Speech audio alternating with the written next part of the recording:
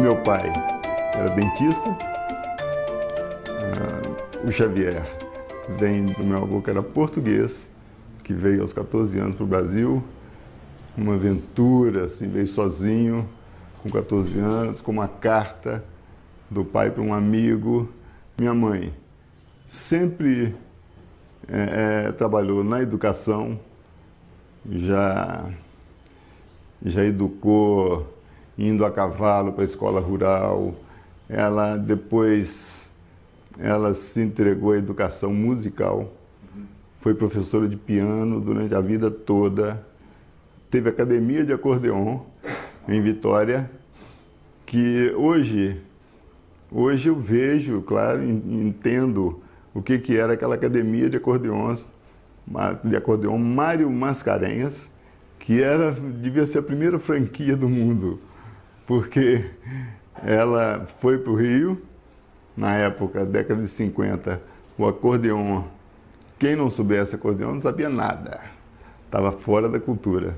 Eu recebi a iniciação, a alfabetização musical em casa e depois fui para o Conservatório do Espírito Santo.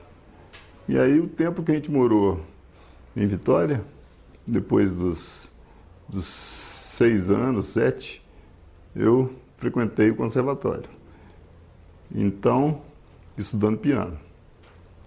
E aí, então, o piano, para mim, é uma outra coisa, um outro elemento que está quase em todo livro, tem um piano. Hoje eu agradeço a ela porque é incrível a presença da música, você tocar um instrumento, você nunca está só quando você toca um instrumento. Para mim é fundamental. Nós éramos 6 irmãos, 5 homens e uma mulher, e eu sou acima do caçula.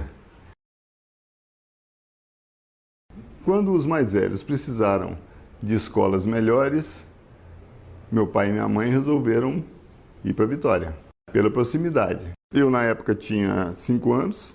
Para mim, foi o primeiro choque cultural, assim, né? Porque Ipanema era uma cidade do interior, bem pequena. Vitória já era uma capital também ainda pequena, né? Na época ela era só praticamente o centro histórico ali. Porque Vitória hoje é uma metrópole fantástica, mas ela era aquilo ali maravilhoso, porque era até chamada cidade presépio, ela era mesmo uma coisa assim aquele conjunto maravilhoso de montanha, mar, pedras, como é o Rio, né? É uma escala menor. E a gente era muito interessante isso, porque a gente morava bem ali no centro, bem aos pés da catedral. Então a minha infância foi passada sob o peso da religião, né? Que a gente brincava na Praça da Catedral, a gente fazia todas participava daqueles rituais litúrgicos. Eu nunca fui coroinha, mas a gente participava daquilo tudo. Aos sábados tinha a primeira comunhão, a gente fazia coleção de santinhos. Era uma vida muito ligada à religião ali. O que eu me lembro de ter me impactado muito foi porque Vitória, a gente morava muito próximo do porto. O navio é uma coisa impactante. Eu acho maravilhoso o navio e até hoje ele também está presente em desenhos meus, porque é uma imagem fantástica. É uma cidade flutuante e à noite ele se ilumina e os apitos do navio entrando no porto, os rebocadores, aquele movimento de cais de porto que ele é muito único, né? A gente vivia na rua. E a minha turma de rua foi, assim, uma escola maravilhosa. Maravilhosa. Porque a gente brincava com os nossos brinquedos feitos ali por cada um. Então, se fosse brincar de carrinho, a gente fazia estradas no quintal de alguma casa, fazia ponte, fazia lagos com bacia enterrada, olha só, eu já fazia a minha casa, a garagem do meu carro, já arranjava um pedaço de vidro, já botava uma vidraça. Quer dizer, eu sinto que tinha alguma coisa ali, uma mini arquitetura já nascente ou latente, né? Botava umas coisas, botava um paisagismo. Então era muito incrível essa brincadeira de quintal. A gente tinha uma casa abandonada de um desses quintais, que a gente fazia teatros, casa mal assombrada, cobrava ingresso, vestia alguns tostões, né, para entrar. Normalmente as meninas pagavam. E a gente fazia essas coisas, deixava cair alguma caveira, alguma coisa assim. E elas gritavam, era uma maravilha. A gente tinha regatas ali a 2 quarteirões, aos domingos a gente tinha as regatas, a gente tinha praia um pouco mais longe. E uma vez por semana a gente modelava. Modelava com barro, com argila, que a gente pegava num certo barranco que tinha lá em um daqueles lotes vagos, né? Bem do lado da nossa casa. Só que o Espírito Santo, depois eu fui fazer a ligação, o Espírito Santo é uma terra de argila. Aquelas paneleiras, aquela tradição que tem ali em Vitória, da cerâmica, é muito em função disso. Então a gente devia ter alguma jazida de argila ali, a gente não sabia. Era um barro muito gostoso de se trabalhar. Trabalhava, montava, cada um tinha o seu castelo, que era uma caixa de sapatos. A gente fazia porta, fazia planta lá dentro, quarto do rei, quarto da rainha, eram separados. E no dia de brincar de castelo, cada um pegava o seu, montava em algum canto do quintal, e os bonecos eles estavam todos prontos.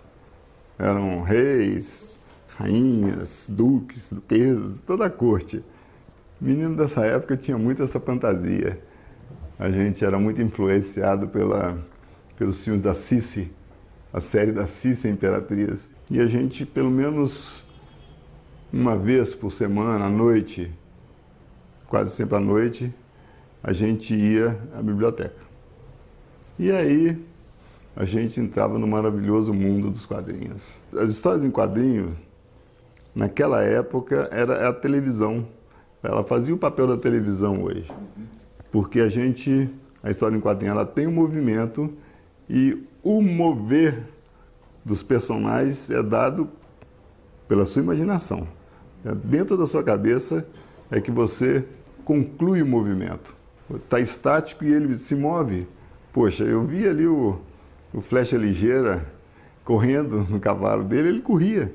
Hoje eu vejo uma influência muito grande no meu trabalho, principalmente literatura infantil, dessa base dos quadrinhos. Eu gostava muito do Fantasma, aquele cara ali com aquele anel de caveira, era um heavy metal naquela época, olha só. E o Fantasma era o Bolinha era outra revista que me fascinava, porque ele tinha inclusive uns amigos marcianos, era uma turma que vinha num disco voador, que entrava pela janela do quarto dele e ficavam por ali, interagiam com ele, e eram bonequinhos pequenininhos, mínimos, as miniaturas, e esse disco voador era o tamanho de um prato mesmo. Isso aí me fascinava, eu sempre tive essa paixão por essas figuras miniaturizadas, né? Essas companhias miniaturizadas, essas gentinhas, que depois aparece todo na minha obra aí, tem isso direto. Eu vejo que a origem são isso aí. O professor Pardal, que tinha a lampadinha, que acompanhava, tinha a menina que ela tinha uma coisa de... Essa aí não me lembro que revista que era, mas ela falava areia da grossa, areia da fina, areia me faça ficar pequenina. E ela virava uma coisinha também, uma menininha que ficava perdida no jardim, vendo aquelas lagartas, borboletas, tudo enorme. A gente viajava mesmo. Eu tinha medo de adulto. Tinha um medo, um pavor de adulto. Eu tinha assim o meu mundo infantil era muito forte, muito grande. Então eu via os adultos com um certo distanciamento. Na verdade, o adulto nessa época ele distanciava as crianças. A criança tinha um mundo, o adulto tinha outro. A gente não se intrometia em conversa de adulto, né? Se os pais estavam recebendo uma visita, como era chamada, a gente tinha que ficar fora da sala, né? Tinha os doces reservados para visita, os móveis reservados para visita, né? O ambiente, às vezes, né? Quando a pessoa tinha mais condição, tinha uma sala de visitas que era trancada. Talvez isso tudo deixasse a criança meio apreensiva. Que mundo é esse, trancado a 7 chaves, né? Doeu muito, muito porque eu estava deixando não só a turma, mas eu estava deixando uma infância inteira, né? Era um cenário inteiro, era aquela condição de você ser menino numa cidade que tinha de tudo para você satisfazer a sua fantasia. A gente veio de trem e o trem nos trouxe para Minas e deixou a infância para trás. Aqui foi um outro choque. Belo Horizonte era uma cidade oposto de Vitória. Em 61 ela era uma cidade de ponta, moderníssima, arranha-céus de vidro. Nada disso ainda tinha em Vitória. As avenidas eram largas. Eu tinha um olhar para a arquitetura, para essas casas modernas. Então eu tenho alguns desenhos de casas que eu fazia na época. Dei o azar e a sorte, claro, de cair de paraquedas no Colégio Estadual Central. Na época que ele é sabido e conhecido como um polo mesmo de educação no Brasil. Para gravar mais ainda, ele tinha uma arquitetura fantástica, que era um Niemeyer, assim, na flor da criação dele. O colégio, nessa época, ele talvez tivesse ali pouco tempo de construído e tudo. Então, era um colégio que ele tinha arquitetura aberta. Eu estava dentro de uma obra de arte e eu tinha essa consciência. Aquele auditório, aquele prédio reto, aquela rampa, o sistema de ensino aberto também, assim, o sistema educacional, né? Porque em Vitória a gente tinha filas, cantava o hino. O estadual aqui, ele não tinha isso. Ele tinha um cuidado muito grande com a qualidade da educação. Então os professores eram fantásticos, alguns deles eram livros meus em Vitória. Então eu via nos corredores Marcel Debreu, era meu livro de francês, o Mário de Oliveira, que era matemática, o Murat, que era química.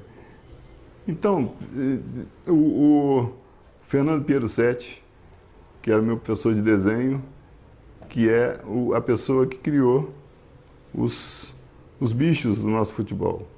O galo, raposa, coelho, era o Mangabeira, era o apelido dele. Ele era nosso professor de desenho. Aí tem uma passagem interessante, porque ele pediu para fazer uma grega, uma faixa, que a gente tinha isso como exercício, que era uma barra, que o tema se repetisse, isso era como exercício de casa, e trouxesse daí uma semana. Eu vim a pé do estadual para casa, para Barroga, e peguei uma semente desse ipê roxo, que ela tem uma florzinha roxa e uma semente parece uma raia marrom. Eu peguei uma semente, uma flor e fiz a minha barra no maior capricho, porque eu estava oprimido naquele colégio, já tinha entrado no segundo semestre. A turma estava avançadíssima. Os meus colegas todos, eles jogavam basquete. Eu nunca tinha visto uma bola de basquete, uma quadra e uma cesta. A gente jogava pelada na rua. Eles falavam inglês fluentemente, inglês de colégio. Então eu tinha que aparecer de alguma forma. Assim, eu tinha que me igualar àquilo ali. Então na minha grega lá eu fiz no maior capricho uma flor, uma semente, uma flor, uma semente, com lápis de cor.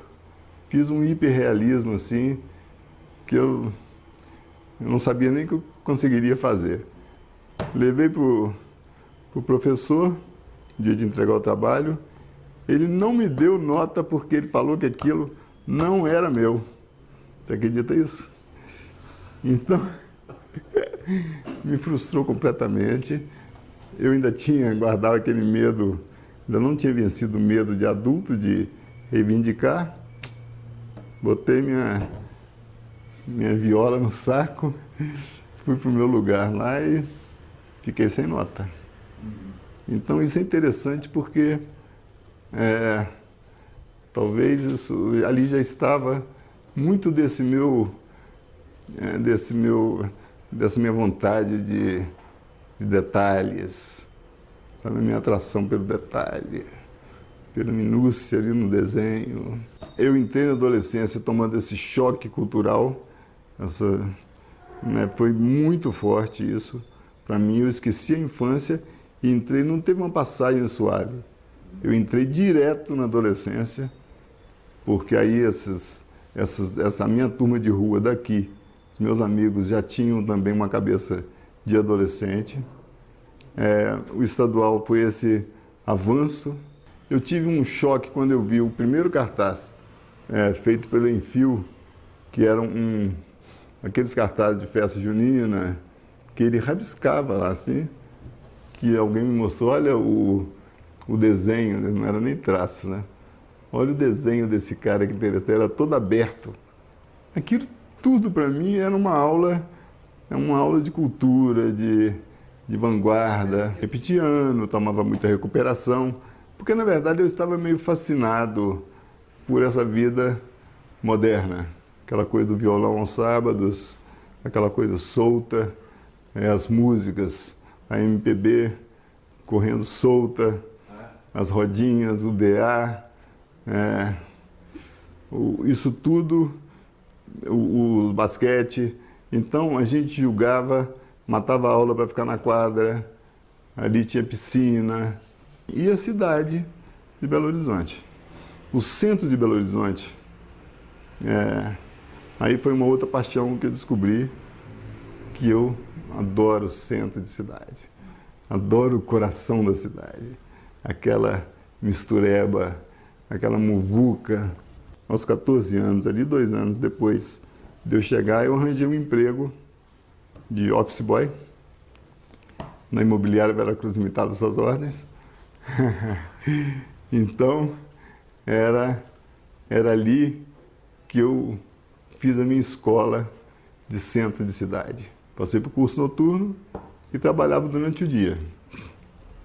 Uma vida dura seria, né, para quem não curte a vida do jeito que eu curtia, porque para mim era uma festa trabalhar e rodar naquele centro, mesmo que enfrentasse uma fila daqui ou dali, mas tudo me atraía. Eu sou flaner, sempre fui, isso prejudicava um pouco o serviço, o trabalho, porque de repente eu parava, qualquer coisa me chamava atenção, então eu parava nos bolinhos, qualquer camelô que estivesse vendendo alguma coisa interessante eu parava. Bom, aí eu já tinha mudado do Alto da Barroca para Barroca, também eram casas modernistas. Essa convivência com essa classe média alta também me jogou em outro universo, que aí a gente caiu na boemia aos 14 anos. Ali a gente já saía para madrugada, já frequentava boates, os garotos frequentavam a boate e as mulheres da boate eram profissionais. Era Siboney, que era ali atrás da Praça da Liberdade, da Praça Alço Soares. Era Sayonara, se não me engano, perto da rodoviária. Era olha, uma série de coisas. E o próprio Maleta, ele tinha os inferninhos ali no primeiro andar, na sobreloja, que eram barzinhos fantásticos que a gente também frequentava, e sempre correndo do juizado de menores, mas só que a minha turma, essa turma da Barroca, ela era uma turma meio burguesa, assim, meio alienada. Isso aí, ela não me punha em contato direto e explícito com essa cultura. A gente, então, não é porque o que eu tinha desses contatos, eles vinham muito mais do colégio estadual do que da minha turma de rua. Então, a minha turma era muito de viver a vida. Essa coisa uma coisa mais supérflua, vamos dizer assim. Aí apareceram Beatles nesse meio aí, que me desorientou, como desorientou a todo mundo, né? Me jogou num outro redemoinho também de percepção do que era arte, do que era música, principalmente no comportamento, né?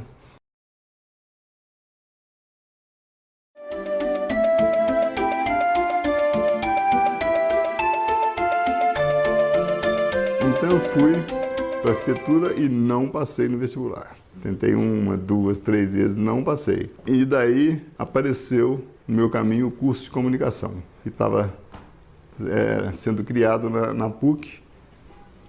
Quando eu me deparei com aquele currículo maravilhoso do curso de comunicação, que era tudo de bom, fotografia, teatro, psicologia social, expressão plástica, estava tudo ali, no cinema, estava tudo ali. Então eu caí matando.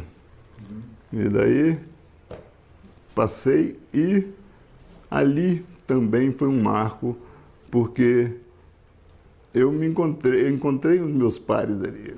Paulo Bernardo Ferreira Vaz, e ele foi uma companhia fundamental para mim nessa entrada mais objetiva no mundo da arte. Marcos Duarte, um grande redator de publicidade. Paulo César Coelho Ferreira, que foi mais para a linha de relações públicas, administração. Também é meu amigo, grande amigo. O Mário Vale, que fazia direito, mas que eu trazia sempre o Mário para conviver com a comunicação. Fausana Campos Almeida, Lila Aires, Chico Bastos, da publicidade, o Evandro Keldinho, que foi diretor da Belas Artes há muito tempo, Terezinha Ramos, fotógrafa, Terezinha Menezes, Sérgio Stockler também, que foi contemporâneo nosso, porque a gente estava em plena ditadura. Lá fora estava aquela repressão absurda. Ali dentro a gente fez uma ilha, junto com os professores fantásticos que a gente teve, a gente fazia aquela ilha de liberdade. E, inclusive, mudando o comportamento, questionando e estética, arte, tudo. Nesse curto período de universidade, eu arranjei um estágio no Centro de Extensão da UFMG, da Católica, da PUC. Então eu trabalhava durante o dia ali, então eu tive uma introdução nas artes gráficas, né? Com uma gráfica à disposição, e fazia toda a programação visual, cartazes, programas do Centro de Extensão. E logo em seguida apareceu a TV Educativa da Fundação Pandiaca Lógeras, que era um laboratório para vir a ser a TV Educativa do Estado de Minas. Eles convocaram fizeram um concurso, abriram as vagas lá para essa televisão e quase que a maioria do pessoal saiu dali dessa turma que eu estava dizendo. Sim. Então ali nesses 17 estávamos eu, o Paulo Bernardo, o Chico Bastos, o Evandro, o Mário Vale, o Marcelo AB, o Bessa, a Lila Aires, a Terezinha Ramos. Era uma televisão, efetivamente, o da Rochela, que era o nosso diretor, né, da televisão, foi quem pensou a televisão. O presidente da fundação era um general, o general Raton. Eles alugaram uma casa na Floresta, na Rua Machado, puseram esse bando de malucos criativos ali dentro. A gente tinha a nossa cabeça completamente em ebulição. Isso seria muito bom para a televisão se ela tivesse assumido isso, né? Mas não, porque a gente estava em ditadura, então sopravam lá, né, no ouvido lá do governador, sei lá de quem, que ali naquele bando era um bando de bichas, galinhas, né, nessa época, de maconheiros, e que tinha que acabar com aquilo, com aquela festa. Mas, na verdade, a gente trabalhava sério, a gente tinha os nossos programas, a gente estava desenvolvendo uma linha de programas de desenho técnico, aí que entra a história das gravações eram feitas. A gente fazia roteiro, fazia direção, fazia, né, pensava figurino, pensava tudo. Tinha equipamento de primeira, assim, câmera e tudo, mas gravávamos no estúdio da Alterosa, usando o chroma key, né, muito chroma key. E a gente gravava, precisava de um operário padrão, que era o nosso modelo, o operário modelo, que conduzia a aula, né? E a gente tinha o Zé Maia como esse nosso operário. Olha só como é que o mundo dá voltas, né? Então eu pensava que eu já dirigi o Zé Maia. É muito para mim, não é não? E a gente, eu e a equipe ali de diretores, né? Dos produtores e diretores. A gente... E o Alcione Araújo dava uma assessoria para a gente nisso aí. 1 ano e pouco, uma coisa assim. A gente fazia também, não só esse curso técnico, mas fazia pequenas pílulas culturais. Pega um poema de Drummond e dá um tratamento visual para aquilo. Como a gente tinha equipamento, a gente ia para o interior, gravava, fazia essas pílulas. A gente saía às vezes, saía aquele bando, aquele arrastão para ir à lanchonete, ali na Floresta, e a gente teve algumas abordagens do pessoal do DOPS, né? Parava, mão na parede, revistavam, porque eles talvez tivessem tido algum dedo duro, tinha dito alguma coisa para eles. Nunca acharam nada, porque a gente também não era ingênuo a ponto, né, de dar essa bandeira.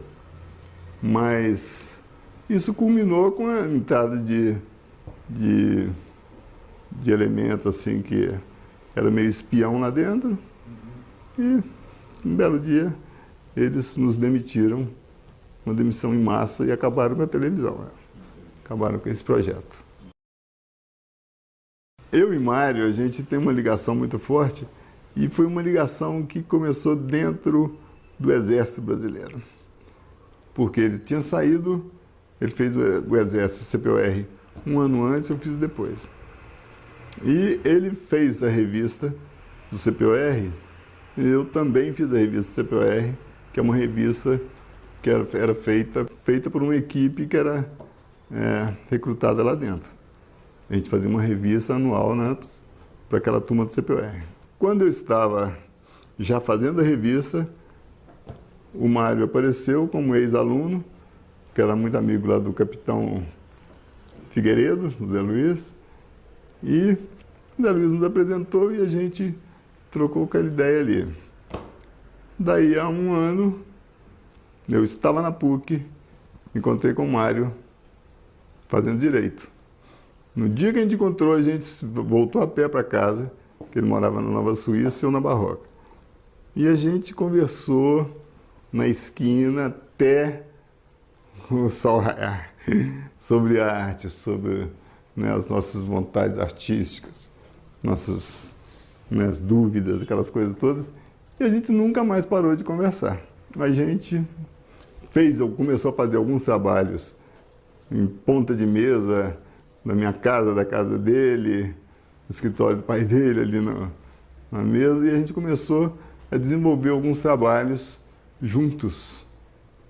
Isso aí, a gente pegava, tinha uma marca para fazer que alguém pedia, Fonfon Pneus, por exemplo, que a gente fez aquela buzininha da Fonfon, né? No começo da Fonfon Pneus. Aí a gente fez. E assim foram alguns trabalhos que a gente foi fazendo naquela ponta. Então a gente resolveu abrir um ateliê. Eu ainda passei pela Fundação João Pinheiro, no Centro de Desenvolvimento e Administração, na Pampulha, fazendo projeto gráfico, programação visual na Fundação. Também foi uma passagem muito interessante. Mas aquilo não me satisfazia. Era bom demais para mim, sabe como? Era muito verde, eu ficava o dia inteiro na Pampulha, tinha uma vida maravilhosa, um salário ótimo, mas era pouco para mim. Eu queria a muvuca, aquela muvuca antiga do centro, aquela paixão pela cidade. Aquilo ali a Fundação João Pinheiro não estava me dando. Eu estava trabalhando muito focado numa instituição só. Não queria definitivamente aquilo, né? Chutei o balde e montei o ateliê com o Mário. E ali a gente começou um verdadeiro laboratório estético e artístico e de criação. A gente ficou uns 10 anos, teve um intervalo aí, depois a gente voltou numa comunidade no Alto São Lucas ali, que morávamos, alugamos uma casa, eu e família, já estava casado, casei em 79. A minha família ficava, né, num quarto, vamos dizer assim, Luísa, bebê no outro, Beth grávida, da Cecília, que viria logo ali. O Mário, solteiro, num quarto, o Tuti, maravilha, no outro, e embaixo era a oficina mágica, era o ateliê. Então essa casa era uma casa, drogaria Araújo, porque não pela droga, mas pelo funcionamento 24 horas. Era uma verdadeira loucura naquele alto do Novo São Lucas. E a gente era vizinho da favela. A gente tinha um bar ali que a gente chamava de Pororoca, que era exatamente na divisão aí de classes, onde a gente gostava de tomar umas, fazia algumas inserções na favela mesmo, frequentava um bar lá que chamava Perfume, porque o dono gostava de perfume, e era um bar de uns 2 metros quadrados. Claro que todo mundo ficava fora do bar. Mas era lindo, todo azul, com uma coisa de cada. Era uma garrafa de Coca Família, um pacote de biscoito e cerveja, tinha bastante. Eu sabia que eu não queria ser um pintor, simplesmente, eu não queria ser um escultor. Eu queria tudo. Era um pouco meio assim. Ao mesmo tempo que eu não sabia o que eu queria tudo, né? Pelo menos em termos artísticos. E fui experimentando. Eu sempre mantive esse braço, né, ativo nas artes plásticas, sem querer muito separar uma coisa da outra, porque para mim isso nunca é separado claramente mesmo. Eu vejo tudo com uma plasticidade que une isso tudo. O vídeo tem uma plasticidade, não é? A TV, o cinema, a literatura, tudo é meio plástico, e é mesmo. Eu sinto isso. Então hoje eu vejo claramente que eu não separava porque eu não podia separar. O Tuti foi chamado para fazer televisão, Alterosa, e me chamou, a mim e ao Mário, para sermos os diretores, produtores, tudo. Finalmente acabou fazendo tudo nesse programa dele. Era um programa de variedades e a gente entrou de sola. Com a cabeça que a gente tinha, eu tinha aquela experiência com televisão, então caímos de sola, topamos, fizemos o Bazar Maravilha, que durou 9 programas, era um programa por semana, e a gente fez, na verdade, uma televisão de vanguarda, porque não existia nenhuma referência de videoclipe. Não existia nessa época. Nada que a gente pudesse se basear. A televisão era muito careta. A gente punha o Tuti de cabeça para baixo, no vídeo, né? Deitava ele no chão, fazia a filmagem, e no vídeo, na casa do telespectador, ele aparecia de cabeça para baixo. Você imagina isso nessa época. E o Tuti, né? Fizemos entrevistas maravilhosas. Então fizemos uma com o Gil, que seria antológica, assim, maravilhosa, com o Gil ali no Otom. Travestimos o Tuti, porque ele tinha um personagem, que era uma socialite. Então, essa Zilá Correia que foi entrevistar o Gil. Então a gente montou uma historinha e ele topou, ele na piscina do hotel, como se estivesse ali, né, na tarde, e ela entrou como uma belle de jour. Isso tudo foi apagado para gravar o programa Papo de Bola, né, da Alterosa.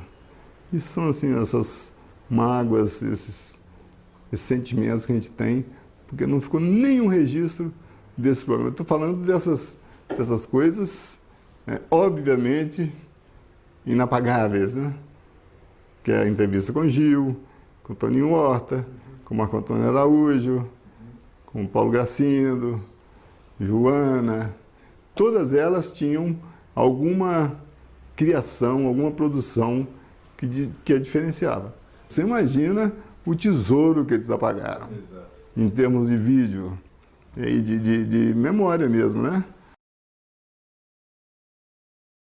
Desde a infância que eu desenho meus figurinos, tenho ali fantasias, do nada que eu desenhava. Eu sempre tive uma atenção especial para tecidos. Um dos primeiros trabalhos era um cenário para Lula e Lucinha, né? No Francisco Nunes. O Tuti estava trazendo, foi quando ele estava de produtor cultural, e ele pediu o cenário. E a gente fez um cenário muito incrível, que era todos uns quadrados de pinho, assim, bem simples, como se fossem molduras sem quadro, e com fitas coloridas. Várias posições. Elas adoraram, todo mundo adorou, e a gente entrou nesse mundo do cenário assim. Aí veio A História é uma História, dirigida ali pelo Zé Roberto Alvarenga. Fizemos um cenário todo de papel, lindo, os figurinos de papel, porque aí eu já tinha também uma experiência de carnaval, já estava também no carnaval, com o Partido Alto, que é um bloco carnavalesco do Ipiranga. Fiz figurinos de teatro com sacos de plástico de supermercado, roupas clássicas. Hoje a gente vê muito, né? Esse trabalho com reciclagem. Mas em determinada época, isso não era assim. Quando a gente fazia o carnaval do Partido Alto, a gente usou muita reciclagem como pioneiros mesmo. A gente fazia roupas da porta-bandeira, por exemplo, com forminha de bolo, de papel, como se fosse bordado, se fosse renda. Fazíamos os brilhos dos adereços com caquinho de para-brisa, como se fossem diamantes. Montava uma verdadeira fábrica de plumas de papel, com papel de bala, aqueles com franja e arame. Isso tudo com o pessoal ajudando, era os menores de rua, o pessoal mesmo que estava mais disponível e que ficava nos nossos barracões trabalhando lá no Ipiranga. Teve um intervalo aí em que eu tive um ateliê só meu ali na Prudente Moraes, o Mário foi pro lado dele, que era uma salinha, uma coisa minúscula.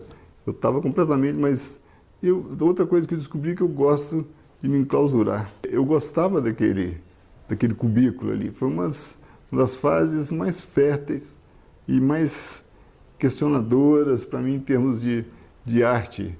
Ali nesse cubículo da Prudente Moraes, eu pensei, repensei, refleti em cima da pornografia.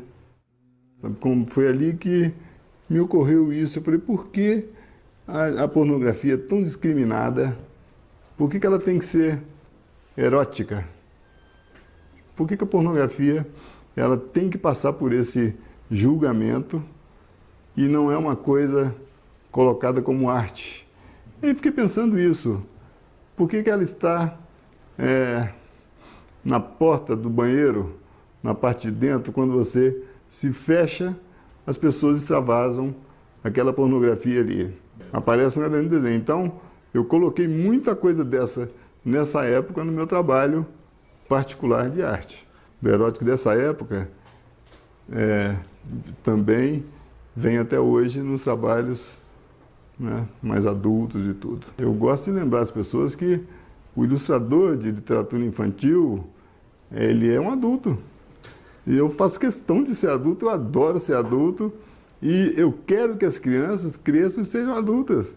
Não quero que elas fiquem crianças o tempo todo. Criança é uma fase maravilhosa, mas é uma fase, a meu ver,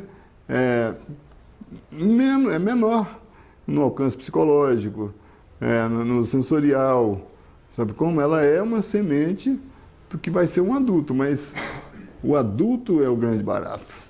Se ele conseguir trazer da infância essa maravilha e conseguir viver as delícias e as dores de ser adulto, né? Quando a Branca me solicitou, me convidou para ilustrar o livro dela, o Truques Coloridos, ela trouxe para mim o original, e era um texto que falava sobre televisão.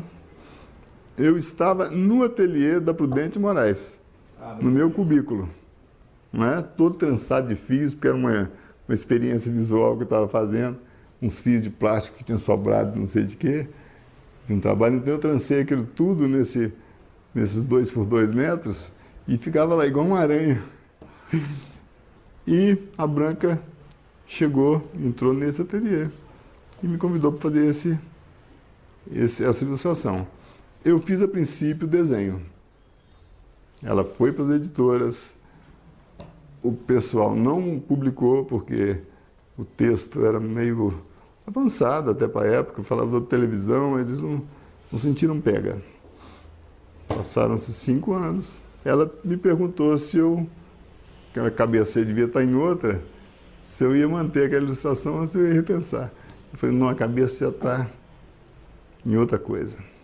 Foi quando me ocorreu fazer a ilustração tridimensional, porque eu queria a luz da televisão nos personagens, que eu queria os personagens olhando para a televisão e a televisão julgasse a luz. Me ocorreu a modelagem com massinha, foi aquela prega no tempo que eu voltei lá nos bonecos de barro. Olha que coisa. E aí cheguei em casa, roubei as massas das meninas de madrugada, fiz um boneco sentado no sofá vendo televisão e me espantei com a facilidade e com o resultado plástico. Deixei elas acordarem, elas são meu laboratório de teste, os olhinhos brilharam, né? Eu falei, pronto. Aí a Branca fez as fotos no quintal da casa dela, fazendo de uma forma bem gambiarrística, usando rebatedor de isopor, espelho. A gente envolvia ali os filhos dela, e porque, por curiosidade também, a Branca era casada com meu irmão, nessa época. Então, a gente fez aquela produção bem artesanal, fizemos as fotos, apresentamos uma sessão para a editora, Quando a gente apresentou na editora, foi um negócio tão impactante, assim, aqueles slides, né? Slide é maravilhoso, né? Slide é lindo. Quando a gente apresentou, já estava ali o diretor de arte deles, uma série de funcionários, eles aplaudiram no final da sessão. Quer dizer, eu fiquei tão chocado com aquilo. Eu falei, ilustração ser aplaudida, né? Não? E aí o livro saiu, arrebatou lá o Jabuti de melhor produção editorial do ano, e isso para mim foi me desorientou completamente, né? Como é que você faz agora? Aí fiquei louco. O artista, na verdade, ele é um náufrago, é uma imagem que eu sempre uso, e ele manda essas mensagens na garrafa. E na esperança de que alguém encontre aquela garrafa numa praia, sei lá onde for, e te resgate daquela ilha. Então eu sempre me mantive naquela ilha lançando as minhas garrafas. As crianças pegaram essa garrafa, entendeu? E foram elas que leram e me resgataram daquela ilha. Eu saí daquela ilha, como podia não ter saído. Saí cada vez mais, levei a massinha para o ateliê. A massinha passou a ser um material de expressão artística, que aí começou a minha briga de contar para todo mundo que a massinha de modelar, como o papel, como o isopor, como esses materiais que eu sempre, né, quis trazer à luz, era um material que dava para fazer arte com aquilo. O trabalho da modelagem é incrível, parece que é a magia. As crianças, principalmente, eles enxergam essa transformação de uma massa que eles têm ali em casa ou na escola, que eles ficam fazendo só aquelas bolinhas, minhocas, e de repente eles olham isso, o trabalho feito por um adulto, e com esse tratamento profissional, vamos chamar assim, eles ficam absolutamente transtornados e se abrem para o que você quiser ensinar, conduzir.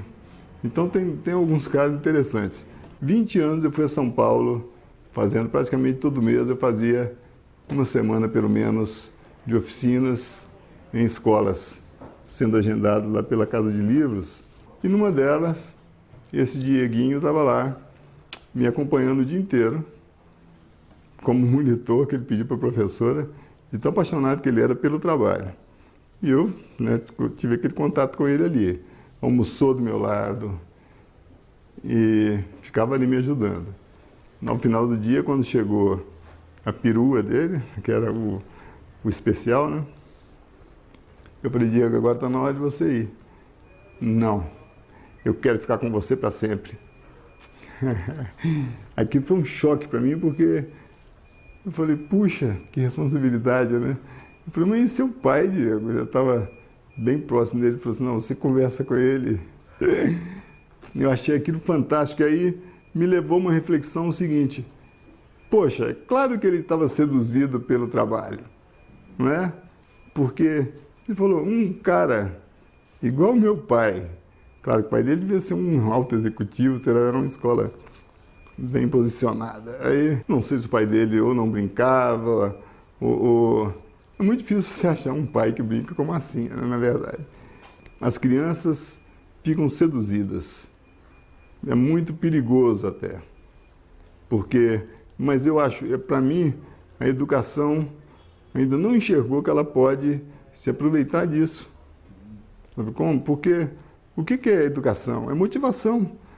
Você motivou, você abriu o espírito do indivíduo, você entra com o conceito que você quiser. Eu quero passar para eles alguma coisa, sensibilizá-los de alguma forma, mostrar para eles que aquilo ali é o meu trabalho, mas que o importante é a expressão artística de cada um, o livro.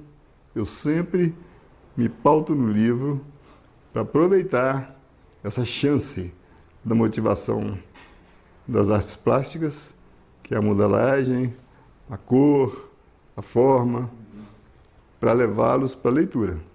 que você pega, faz a preleção que for com o livro, monta um boneco junto com a turma, cada um fazendo o seu boneco, e aquilo ali, o resultado é maravilhoso. Porque você consegue passar conceitos de arte, estética, de criação, de eliminando alguns preconceitos, poucos, mas é fantástico. Você melhora a autoestima, é demais. É muito mais importante você aperfeiçoar, você aprimorar o seu olhar do que você treinar habilidade. Eu sempre me pautei nisso aí, que a pessoa precisa muito mais de usar a percepção artística do que a habilidade manual. Você pode que hoje você já está claro isso para o mundo, espero, que a arte não precisa das habilidades manuais. Você pode ter ideias artísticas e outras pessoas executarem para você. Cada um teve a sua importância dentro do contexto. O Truques Coloridos por ter sido quem abriu esse universo, né? O Dia de Dadá por ser o primeiro livro solo. Eu tenho muito carinho por ele. Ele é um livro especial. O Tem de Tudo porque ele fala da rua, que é uma das minhas paixões. Eu, como um flaner compulsivo, tento manter isso ainda hoje na minha cadeira de rodas. Flaner cadeirante é legal, né? Mas dá para ser. E ele é importante por isso, essa homenagem aos profissionais de rua. O Asa de Papel, nem preciso dizer, fala do livro. Então não tem muito assim que eu pontuasse, não. A coleção do folclore, eu sou apaixonado com folclore, pela plasticidade, pela importância. O Totti é muitíssimo importante porque ele trata dessa questão que eu coloco sempre em oficina, que é a capacidade de criação que todo mundo tem e ninguém sabe que tem. E todo mundo tem mesmo. E as pessoas deixam essa casa da criação fechada, abandonada, cheia de poeiras, ratos, baratas, e não abre essa porta muito por desconhecimento. Então ele é muito importante. O Sol, o meu amigo mais antigo, é uma homenagem a um maravilhoso sol que acompanha a gente da hora que a gente nasce à hora de morrer. O Osso de Criança, Governasse o Mundo, que é uma homenagem às crianças, na verdade, quando eu dou o mundo para elas governarem, colocando-as muito melhor governantes do que a gente, né? Um mundo cheio da fantasia, é muito interessante, as crianças adoram esse. Mundo de Coisas é um livro também que eu homenageio os objetos que eu sou um apaixonado, na verdade, porque eu sou apaixonado por objetos. Eu coloco tudo ali, esse Mundo de Coisas fala bem dessa paixão, porque eles te tiram da solidão. Você cercado de objetos, você tem companhia o tempo todo. E o mundo, você me diz os objetos que te cercam e eu te falo quem você é. Porque a gente vai agregando coisas que nos dizem respeito, né? E eles conversam com a gente, você com eles, são muito importantes. Construindo um Sonho é a maravilha de você, é a obra mais importante da vida, é você fazer a sua casa. Então, em cima disso, essa beleza de você construir tijolo com tijolo, subir paredes, botar telhado e morar. As Três Formigas Amigas, por ser uma aventura que eu quase nunca pego uma história para contar, né? Então, Três Formigas, eu me dei esse prazer de contar uma história interessante, engraçada e que tem também muito de lição, assim, porque as formigas elas se cansam da disciplina. Tudo é um pouco meio autobiográfico, né? Porque eu sempre fui meio rebelde com isso. Então elas saíram da fila, elas saem de saco cheio daquilo ali e buscam aventura E aí tem que ler o livro para saber.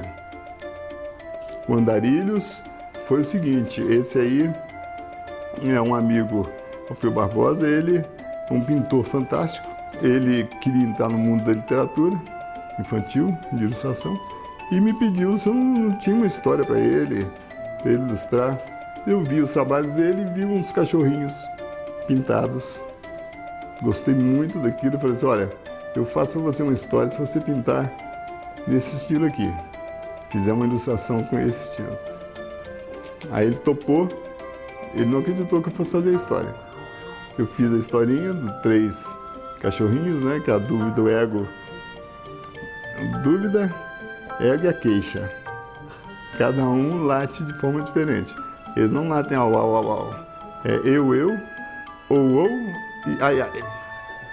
Então, ele fez uma ilustração maravilhosa. Eu amo essa ilustração dele, esse tipo de ilustração, com pintura, quadros grandes. Cada ilustração dessa é um quadro, uma pintura. E tá aí, o Andarilhos. O caderno de desenhos que veio por um acaso, assim, que eu passei um material que eu estava receoso dele perder cor, porque tinha muita coisa com canetinha e hidrocor, naquelas pastas que a gente guarda, né, aquelas famosas gavetas. Passei para o Mauro Drummond e Marlete Menezes, amigos particulares, fantásticos, artistas também, e eles, quando viram o material, quiseram publicar.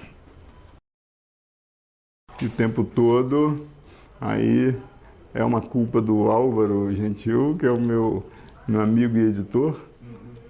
Ele hoje tem uma editora Asa de Papel, que isso nasceu lá no Café Book, aqui em BH, e ele suspeitava que eu tivesse poesias por causa da obra que ele conhece. Ele falou, olha, tem poesia o tempo todo na sua obra, então você deve ter poesia. Eu falei, você está certo, eu tenho poesia. Ele falou, então vamos publicar. Aí eu topei mais uma vez e gostei muito de publicar, porque você tira de você e põe no mundo, sabe como? E aí você está sujeito a chuvas, trovoadas, raios, porque aí é que você recebe o feedback, né, do mundo. Né? E a arte, ela tem isso, é a arte, o artista, a obra de arte e o outro ponto que seria o fruidor dessa arte. Enquanto não tiver essa cadeia completa, você está devendo alguma coisa. Então não adianta eu ficar com a minha arte se eu não passar ela para o mundo.